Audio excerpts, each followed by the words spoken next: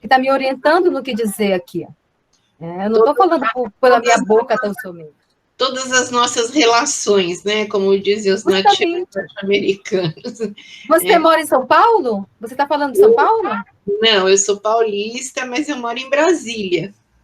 Ah, eu sempre estou por Brasília, então, quando eu for a Brasília, quero lhe fazer uma visita. Se quiser vir conhecer o Templo da Deusa. Eu quero, vou colocar meu telefone aqui, ó, 92 24 16 41, está no chat, é o WhatsApp, e também eu atendo. Tá legal, ótimo. Para a gente trocar contato, e aí, quando eu for aí, você me apresenta o templo que eu quero muito conhecer, de coração. Sim, legal. Eu acho que E aproveito e te levo o maracá, para você ter uma referência do sagrado, da cultura do meu povo. Muito obrigada, mas eu fiquei muito feliz. E é lindo isso. E você estava falando da matinta, né? E o meu livro é um trabalho de teologia comparada. Teologia, o estudo da deusa, não do Deus, né? Teologia. E quando eu fui estudar a matinta, eu comparei ela com deusas da justiça, da retribuição. Se você agiu bem, ela te trata bem. Se você não agiu bem, ela te trata de uma maneira que ela vem te lembrar que não está muito certo. Então, ela é uma educadora, né? Então, a gente compara ela com deusas como Maat, dos egípcios, deusas de retribuição. Né? Então, você falou da Matinte, eu estava lembrando justamente disso, né? Que quem não ouve o espírito da terra vai ter a justa retribuição. E quem ouve o espírito da terra e ajuda e conspira junto com o doce sonho da terra, escuta a voz da terra, esses vão ter o futuro nas mãos. É isso que eu espero e acho.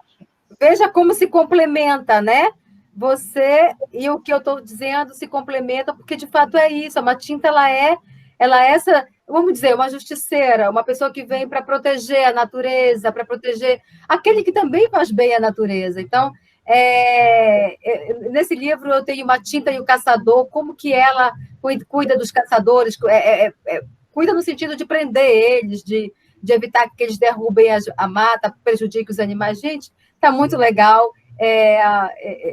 Vai ser por uma editora nos Estados Unidos, mas ela distribui para todo o Brasil, para todos os outros países também, chama Underline Public, que eu vou estar lançando por ela, primeira vez que eu lanço fora do Brasil, mas vai estar sendo vendido no Brasil e é ano que vem. Legal. Muito bem.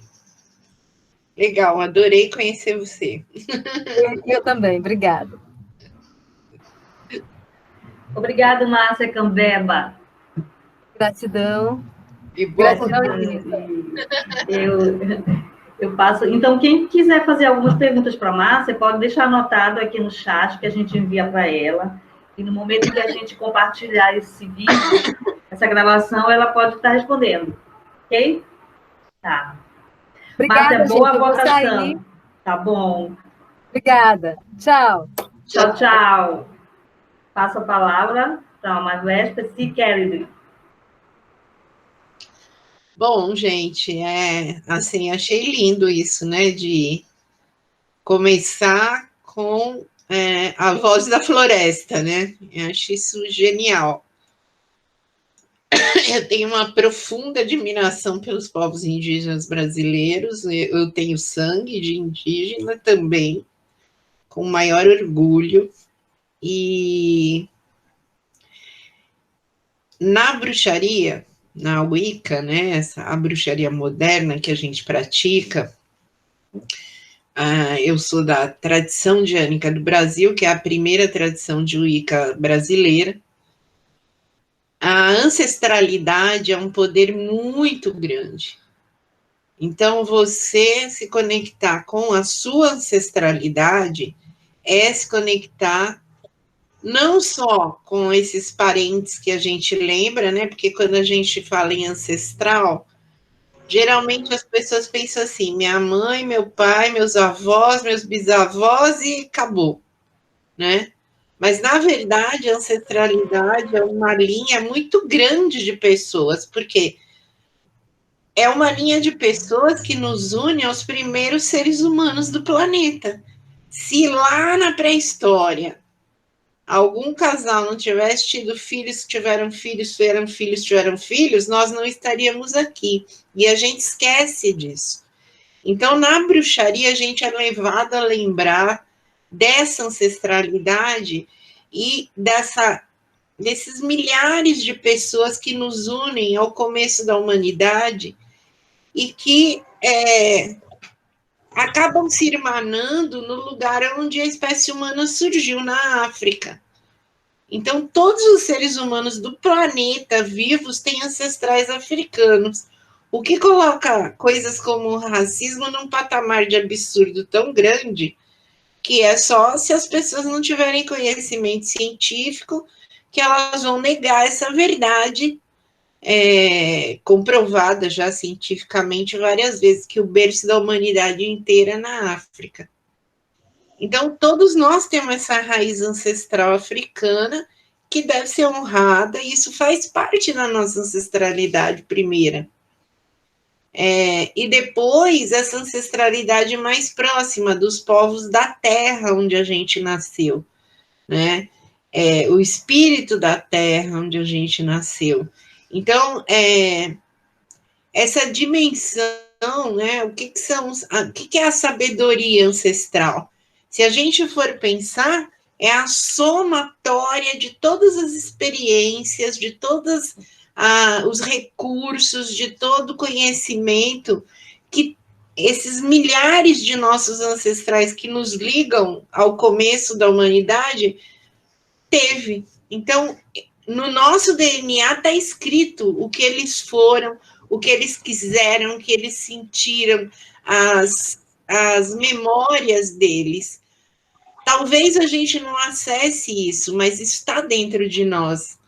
E trazer isso para a nossa consciência é um trabalho que a gente faz dentro da bruxaria. Quais são os dons que a sua linhagem ancestral te traz? Quais são as possibilidades de realização de desejos da sua linhagem ancestral? E não é só uma questão de sangue, também pode ser uma questão de afinidade espiritual. Por exemplo, quando uma criança é adotada, ela passa a ter duas linhagens, né? A linhagem de sangue e a linhagem da família adotiva. Então, isso acaba se somando e trazendo mais possibilidades ainda para aquela determinada pessoa recuperar a sabedoria da sua ancestralidade. Então, dentro do treinamento de uma nova bruxa ou bruxo, a gente tem sempre essa preocupação.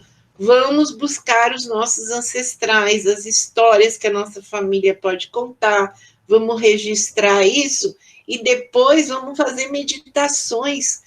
Vamos ter um altar para os ancestrais, vamos honrar os ancestrais e vamos tentar entrar em contato com aqueles que se afinizam com a gente, com o que a gente é hoje, com as nossas escolhas de vida hoje, para que a gente possa acessar esses saberes. E é impressionante como as pessoas que começam a fazer esse exercício de reverenciar a própria ancestralidade, elas acabam recebendo dessa ancestralidade uma série de saberes, uma série de ensinamentos, uma série de insights que vai fazer com que elas passem a ver o mundo de uma maneira diferente.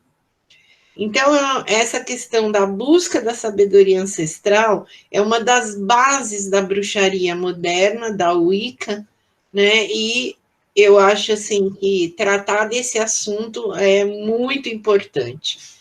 E assim, tem toda essa questão da sabedoria dos povos indígenas que eu falei na minha fala para a Márcia, né? E acho que era isso que eu queria falar, assim, como exposição inicial, e agora eu preferia bater um papo com vocês, né? Dana, será que alguém quer perguntar alguma coisa, falar alguma coisa? Sim, Mar, essa dinâmica, então, você pode fazer como você achar melhor, entendeu? Nós estamos em 11h15, a nossa roda, ela está para até o meio-dia, então, nós temos tempo para conversar. Ok, ótimo. Então, Quem quiser fazer uma pergunta, está aberto, tá bom? Ou pergunta, ou quiser fazer uma fala também. Alguma experiência que você teve com a sua própria ancestralidade.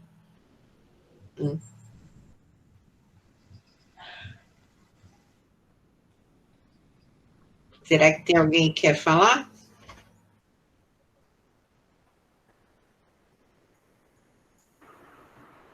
O Arquidão quer falar, vai se manifestar. À vontade. Olá! Oi! Então, eu queria ter tido uma troca de ideia com a Márcia, mas isso também não impede o link, né? Sobre porque a Márcia vem puxando um link no qual a Manifest tem falado agora, né? São essas conexões entre as raízes ancestrais, né? Tribais, originárias, que fazem parte da perspectiva dos povos pagãos. E assim, quando a gente fala sobre o neopaganismo, também nós estamos falando sobre um resgate, né? Um resgate da busca da nossa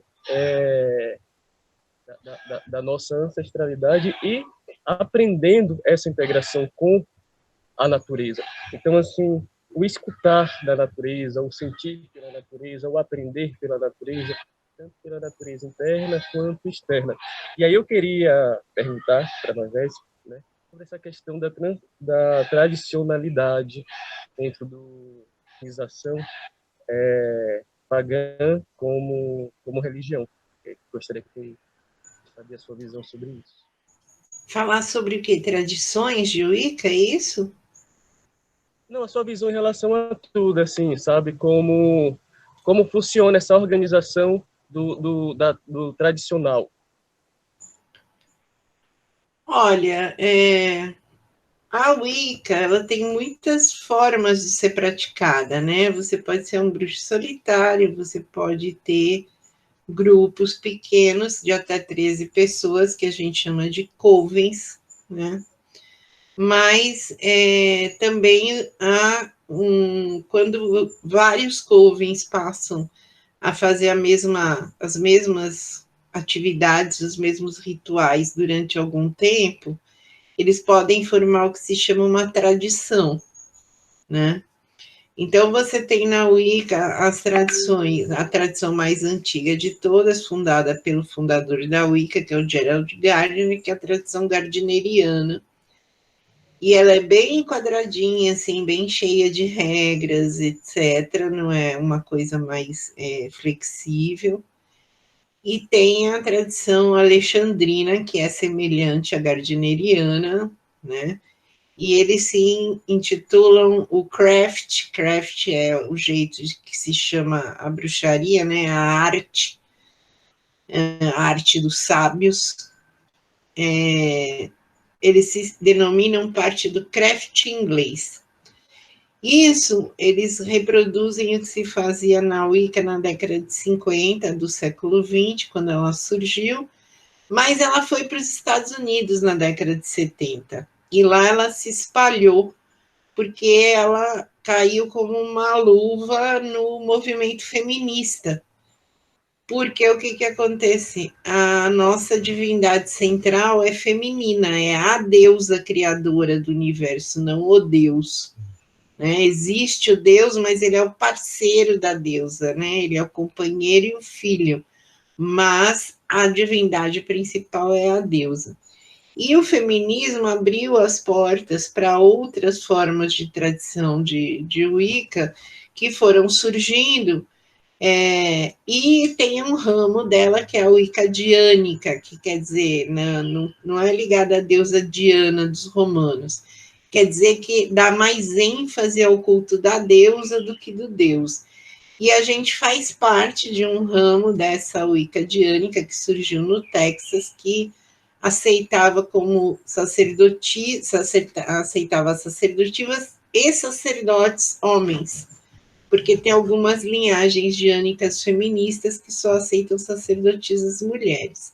E aí isso veio para o Brasil na década de 90, e a gente chegou, né? Eu já tinha uma prática de Wicca com o Coven independente de tradição, e acabei entrando nessa tradição diânica, que gerou em 2001 a fundação da tradição diânica do Brasil.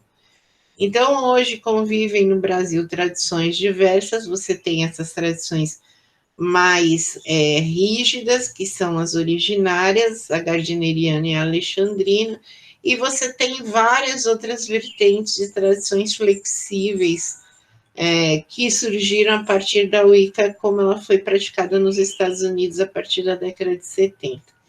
E um monte de gente que é solitária, e um monte de gente que, ao invés de se intitular praticante de Wicca, se diz apenas bruxo, bruxo natural, faz parte da religião da deusa. Então, as denominações são muito variadas, mas o conteúdo da prática da bruxaria moderna, o modo de se relacionar com o sagrado, é nos moldes que o Gardner fundou na década de 50. Então, acho que assim, o panorama de tradições no Brasil é por aí.